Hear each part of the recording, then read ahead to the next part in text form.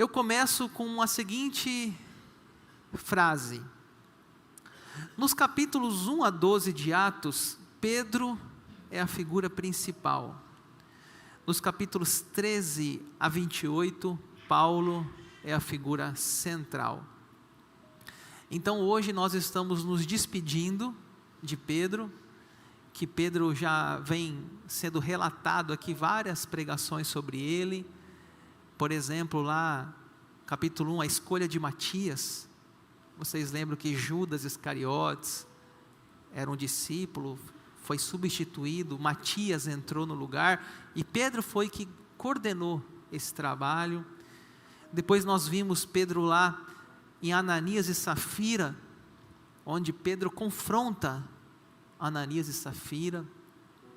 Também nós vimos aqui, na última pregação, Pedro pregando a Cornélio, e evangelizando Cornélio. Eu não sei, algumas pessoas não gostaram da sugestão do nome de Cornélio para filho, né? Ô Cornelinho, vem aqui, não gostaram não, gente? Cornélio, um grande servo de Deus, né? O nome não sei se é tão assim, tão popular, mas foi um grande servo de Deus. E hoje, no capítulo 12, Pedro e o seu milagroso livramento da prisão, e aí nós vamos ver agora mais a área, próxima semana, nós vamos andar mais nos caminhos de Paulo. Começo lá no versículo 12:1, a perseguição da igreja. Por aquele tempo, o rei Herodes mandou prender alguns da igreja para os maltratar, mandou matar a espada Tiago, o irmão de João. Vendo que isso agradava aos judeus, prosseguiu, mandando prender também Pedro. Eram os dias dos pães sem fermento. O texto começa, nosso texto de hoje, capítulo 12, começa falando de uma perseguição da igreja cristã. Desde Estevão, lá no capítulo 7, lá, a igreja vem sendo perseguida. O martírio de Estevão. Agora diz o texto que Herodes mandou matar a espada Tiago. Nós temos 3 discípulos mais próximos, Pedro, Tiago e João, aqueles 3 discípulos que formavam assim uma proximidade de Cristo. Tiago foi morto à espada, e Pedro agora está sendo preso. Então o cerco está se fechando, a perseguição está forte, a tensão é intensa. Tiago morto por Herodes, Pedro preso. Que situação difícil que a igreja está passando. No versículo 4, depois de prendê-lo, lançou na prisão, entregando-o a 4 escoltas de 4 soldados cada uma para o guardarem. A intenção de Herodes era apresentá-lo ao povo depois da Páscoa. Então, aqui está relatando como Herodes estava preocupado em colocar Pedro numa prisão de segurança máxima.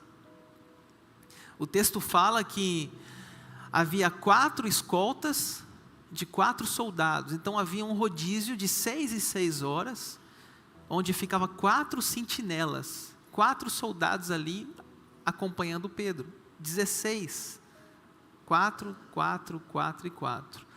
Herodes achava que era impossível Pedro escapar agora. Herodes achava que Pedro estava no maior cuidado possível, e ainda Pedro não morreu, porque era a Páscoa, e na Páscoa não tinha o costume de matar pessoas, mas passando a Páscoa, eles poderiam matar Pedro. Então ali Herodes estava só aguardando 7 dias, para chegar e matá-lo publicamente. E assim Pedro estava guardado na prisão, mas havia oração incessante a Deus por parte da igreja a favor dele. Interessante esse texto. Havia oração incessante. A palavra incessante pode ser traduzida por contínua. A igreja estava orando por Pedro, os crentes estavam orando por Pedro. Tem coisas, meus irmãos, que a gente não pode fazer. Ninguém poderia chegar lá em Herodes e dizer, solta Pedro. Ele não ia soltar. Ninguém poderia ir lá na prisão, pegar a chave, abrir as portas e falar, saia Pedro. Não poderiam fazer isso. Mas o que eles poderiam fazer era orar. Tem coisas na vida e há momentos na nossa vida que a gente não pode fazer muita coisa, a não ser orar. E é a melhor coisa que nós fazemos. Porque orar é associar-se ao mais forte. Orar é aliar-se com o Todo-Poderoso Deus e colocar nas mãos dele aquilo que é impossível aos olhos humanos, que nesse caso era a libertação de Pedro. Eles oram, havia oração incessante a Deus por parte da igreja a favor dele. O livramento milagroso, na noite anterior ao dia que Herodes ia apresentá-lo ao povo, Pedro dormia entre 2 soldados, preso com 2 correntes. Sentinelas junto à porta guardavam a prisão. Eis, porém, que sobreveio um anjo do Senhor, e uma luz iluminou a prisão. O anjo tocou no lado de Pedro e o despertou, dizendo, levante-se depressa. Então as correntes caíram das mãos dele. Então o texto fala, né, na noite anterior, então ele já estava cumprindo aquela semana da Páscoa, ele já ia ser entregue à morte. E naquele tempo, Herodes já está preparando o seu destino trágico, talvez a decapitação, não sabemos de que forma Herodes ia matá-lo, ao fio da espada. Então, nesse momento acontece um grande livramento de uma visita de um anjo do Senhor, lá na prisão, há uma iluminação no local. Essa iluminação simboliza a presença de Deus, porque naquela época as prisões eram úmidas, frias, insalubres. A presença de Deus está ali, o anjo desperta Pedro e pede que ele se levante para ser libertado da prisão. Interessante algo aqui, que diz o texto, Pedro dormia. Vou ler de novo o versículo 6. Na noite anterior ao dia que Herodes ia apresentá-lo ao povo, Pedro dormia entre 2 soldados. Pedro apenas dormiu. Pedro não se desesperou. Pedro não teve insônia, não teve ansiedade. Ele dormia, ele confiava no Deus dele. Hoje nós vemos uma epidemia de insônia, de ansiedade. Às vezes nós perdemos uma noite de sono porque amanhã temos uma prova, temos um trabalho, temos um contrato a ser assinado. Pedro sabia que no outro dia seria morto, mas ele dorme. Ele consegue confiar plenamente a sua vida nas mãos de Deus. E aquele anjo, então, tira as correntes das mãos dele, as correntes caíram das mãos dele. E o anjo continuou, coloque o cinto, calce as sandálias, ele assim o fez.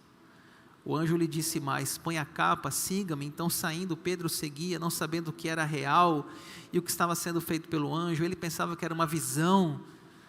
Depois de terem passado a primeira e a segunda sentinela, chegaram ao portão de ferro que dava para a cidade, o qual se abriu automaticamente. Saindo, enveredaram por uma rua, e logo adiante o anjo se afastou dele. Aqui nós vemos o ministério dos anjos. Os anjos estão em atuação no livro de Atos. Os anjos são criaturas de Deus para a proteção dos cristãos. E o anjo então diga, coloca a roupa, me siga.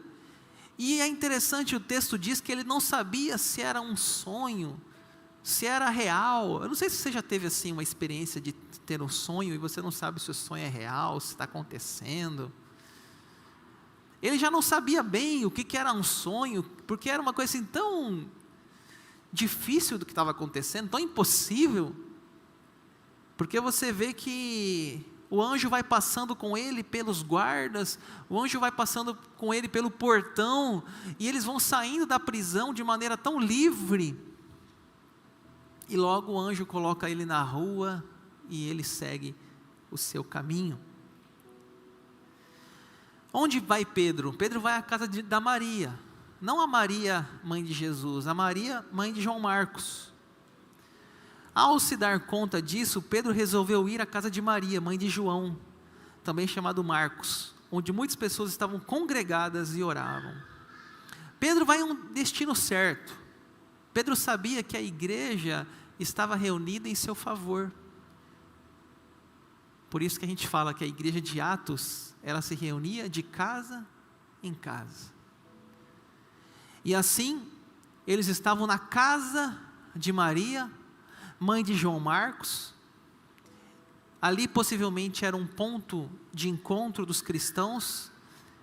Maria era uma mulher piedosa, tanto que ela dedicou seu filho também depois, João Marcos, que vai ser o escritor do Evangelho de Marcos. Ela é a mãe do escritor do Evangelho de Marcos.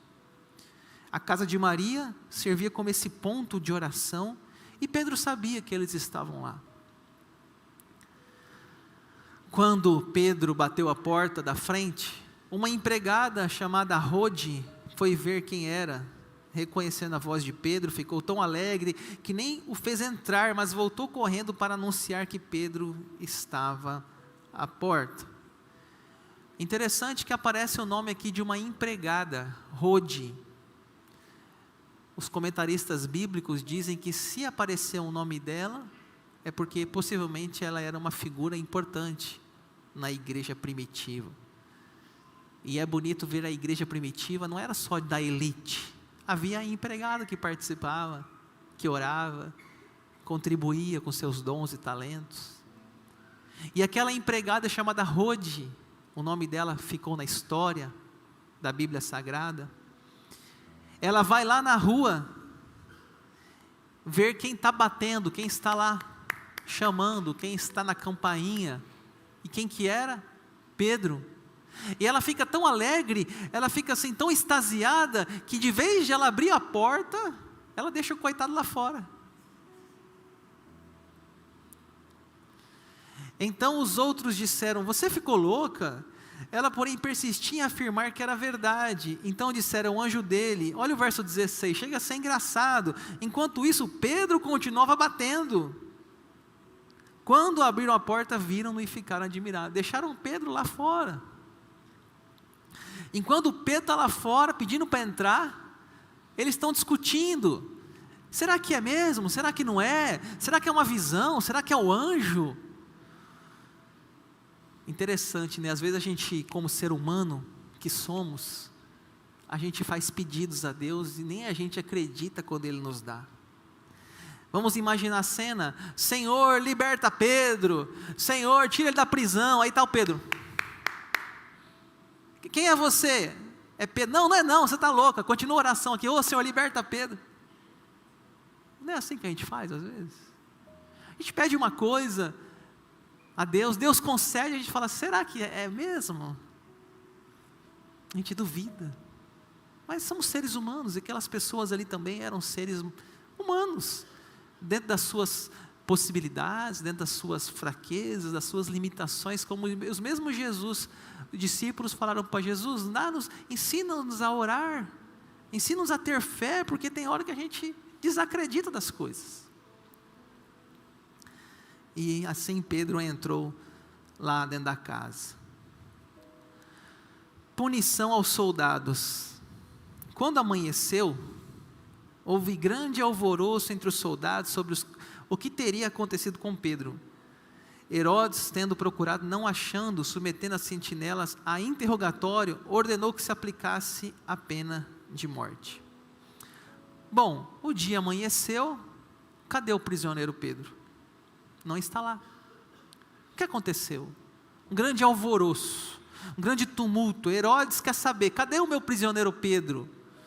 um prisioneiro importante, porque era um prisioneiro inclusive assim no aspecto político, um aspecto de uma pessoa que trazia um transtorno a Herodes. Assim, esse homem está sumido. Faça um interrogatório com as sentinelas. O interrogatório foi alguém que permitiu que ele escapasse, pensa Herodes. Os comentaristas bíblicos dizem que na época os interrogatórios, eles envolviam tortura. Não é esse interrogatório que você senta na mesa, e aí fulano, você sabe de alguma coisa? Não é esse tipo de interrogatório. Interrogatório, já viu aqueles filmes? Coloca um saco na cabeça do sujeito, o cara fica sem ar e tira o saco da cabeça. Você vai falar? Não vai, põe o saco de novo. O cara está quase morrendo lá, tira o saco, e aí? Nesse nível. O interrogatório.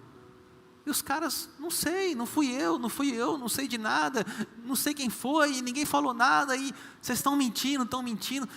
Ordenou que se aplicasse a pena de morte. Na lei romana, um soldado que deixasse um prisioneiro escapar, deveria sofrer a pena no lugar do prisioneiro. Então a pena do Pedro era a morte, vocês vão morrer no lugar de Pedro. Era assim que funcionava. Então com certeza a turma ficava muito atenta e cuidando do seu prisioneiro para que ele não escapasse. Por isso que tem outro episódio também em Atos, você deve lembrar, que quando lá Paulo está lá na prisão, cantando louvores, e ele sai, o guarda fala que ele pega a espada e ele ia se matar. Por que ele ia se matar? Porque ele sabia que se os caras escapassem, eles iam morrer e pagar a pena. Mas Paulo lá diz, não faça nada, estamos aqui. E ainda evangeliza, o prisioneiro. Crê no Senhor Jesus, será salvo, tu e tua casa. Eu vou encerrando com a morte de Herodes. Em dia designado, Herodes, vestido de traje real, assentado no trono, dirigiu-lhes a palavra. E o povo gritava, é voz de um Deus e não de um homem. No mesmo instante, o anjo do Senhor feriu Herodes por ele não haver dado glória a Deus, e comido de vermes, morreu. O que aconteceu com Herodes aqui foi o seguinte: Herodes apareceu em público, ali fala vestido de um traje real, talvez com uma roupa muito bonita, um linho finíssimo, uma roupa de rei, de majestade, e ali ele faz um discurso, ele faz uma preleção, e as pessoas aplaudem ele, e falam, não, isso não é um homem, isso é um Deus, salve Herodes, o grande Herodes.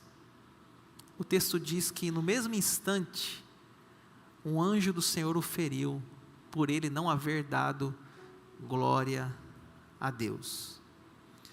Isso aqui está relacionado ao orgulho de Herodes, a vaidade de Herodes, onde ele achou que a glória era dele, e não de Deus.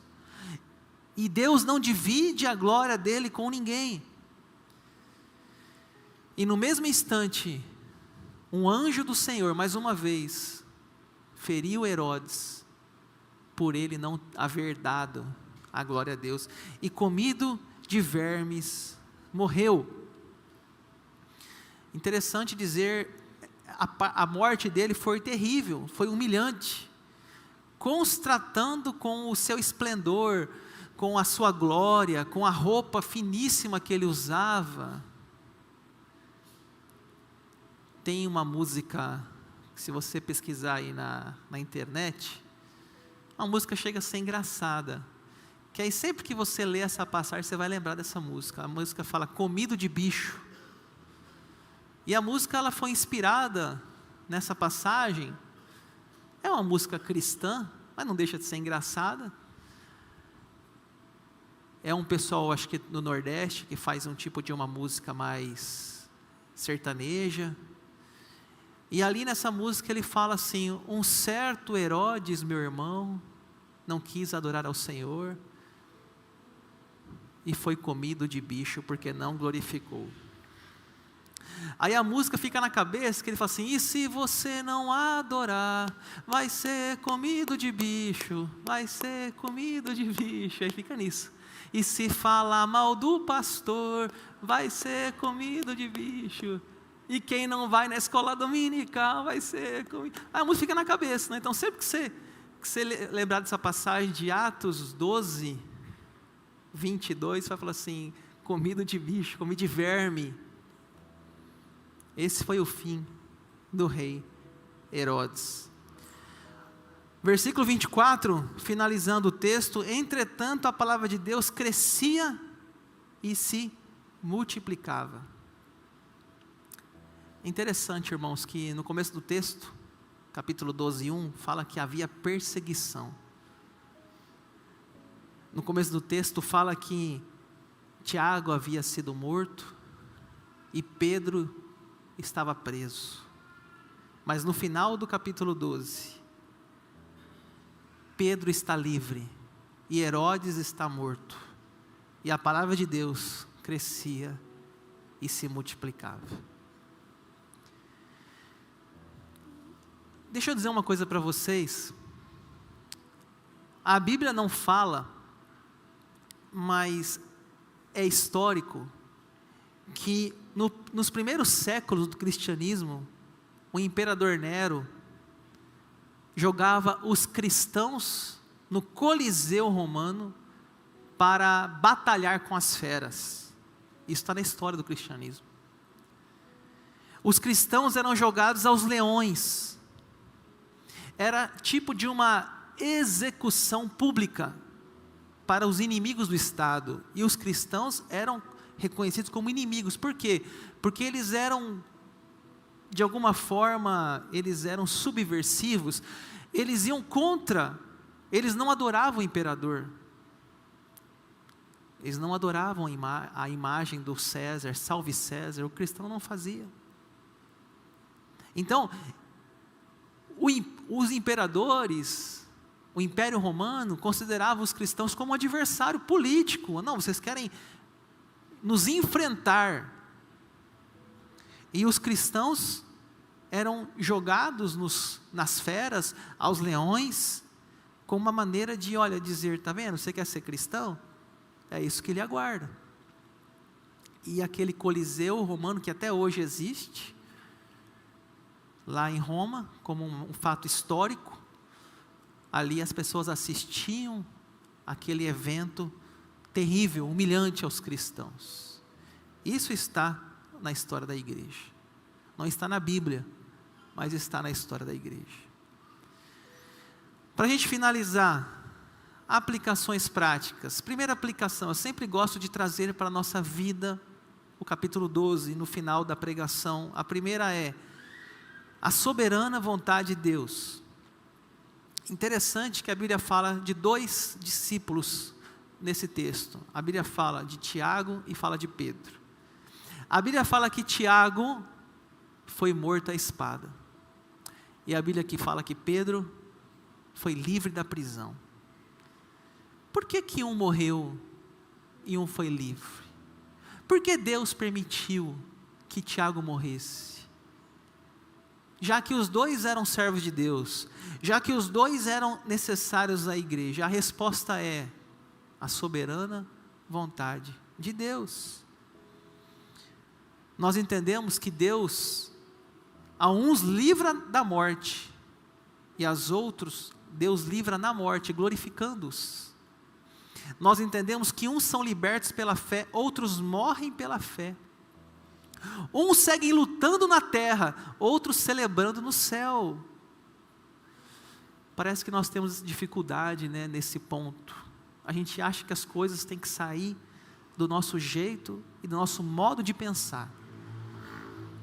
Não, eu quero a cura, e eu quero isso, e eu quero aquilo, eu quero esse milagre, eu quero a casa própria, eu quero essa empresa, eu quero isso, eu quero aquilo, eu quero esse casamento, eu quero aquele filho, eu quero ficar grávida. E a gente acha que tudo vai acontecer do nosso jeito, do nosso plano. Mas não é assim que a Bíblia diz. A Bíblia diz que Deus é soberano, e a vontade de Deus é boa, perfeita e agradável, e mesmo que nós não a entendamos, nós devemos aceitá-la. Tiago foi morto à espada. E o nome de Deus foi glorificado na vida dele. Pedro foi livre da prisão. E o nome de Deus foi glorificado na vida de Pedro. E assim, Deus faz do jeito que Ele quer, do modo que Ele quer, como lhe apraz. Sem pedir opinião humana, sem pedir conselho. Deus é Deus, independente das circunstâncias. A segunda lição é que nós podemos descansar, assim como Pedro na oração. Pedro estava numa prisão, Pedro sabia que amanhã seria o dia da sua morte, mas Pedro não se desespera, Pedro dorme. Meus irmãos, como a gente precisa nos dias atuais descansar em Deus. Há uma epidemia emocional, há uma epidemia de depressão, de ansiedade, de insônia, de doenças da alma. Os consultórios dos psiquiatras estão cheios, e nós precisamos olhar na palavra de Deus e ver essa tranquilidade de Pedro, confiando a sua vida nas mãos de Deus. Uma terceira questão é o ministério dos anjos. Você vê claramente no capítulo 12, os anjos em ação. Um anjo vai à prisão libertar Pedro, e um anjo vai Herodes condená-lo à morte. Os anjos estão em ação, e nós podemos contar com os anjos, ainda hoje, como criaturas de Deus, enviados a favor dos crentes. Então você pode, ao você fechar a sua empresa na sexta-feira, você pode fazer uma oração: Deus, coloca os seus anjos aqui, porque sábado, domingo eu não vou estar aqui. Você vai viajar, você pode pedir a Deus que guarde sua casa, naqueles dias que você está em viagem. Ao você viajar, você pode pedir que Deus coloque os seus anjos no seu veículo, para levar você em segurança até o seu destino. Não é adorar anjos, não é sobre idolatria, é sobre os anjos como criaturas de Deus a favor de nós, a nossa proteção, ao nosso bem. Salmo 91, o Senhor dará ordens aos seus anjos a nosso respeito, para que nos guardem e nos livrem em nossos caminhos. Em último lugar, de Deus não se zomba. Herodes, no seu orgulho, disse: eu sou muito bom, eu sou o cara, eu sou o melhor. Ele não deu glória a Deus, ele deu a glória a si mesmo, e Deus fulminou ele. Ele começou a ser comido de vermes internamente. Que doença que é essa? Não sei se existe, mas a Bíblia fala que aconteceu isso com ele. O forte tornou-se fraco, o grande tornou-se simplesmente um relus mortal, um Zé Ninguém. Meus irmãos, não dê glória a si mesmo. Se um dia alguém chegar para você e falar assim: olha, você é muito bom no que você faz, nossa, você é tão inteligente, nossa, você é isso e aquilo, você fala assim: olha, pela graça de Deus, tudo é pela graça de Deus. Entregue a Deus a sua vaidade, o seu orgulho. Se um dia Deus colocar você em grandes postos, em grandes lugares, em uma liderança, até mesmo aqui nessa cidade, Deus colocar você diante até de uma prefeitura, um prefeito, um vereador, um governador, um presidente do Brasil, qualquer função que seja, você fala assim: a glória é de Deus, não é minha, não é meu mérito, é pela graça de Deus, é pela sua bondade e pela sua misericórdia sobre a minha vida, porque Deus não divide a glória dele com ninguém. Amém?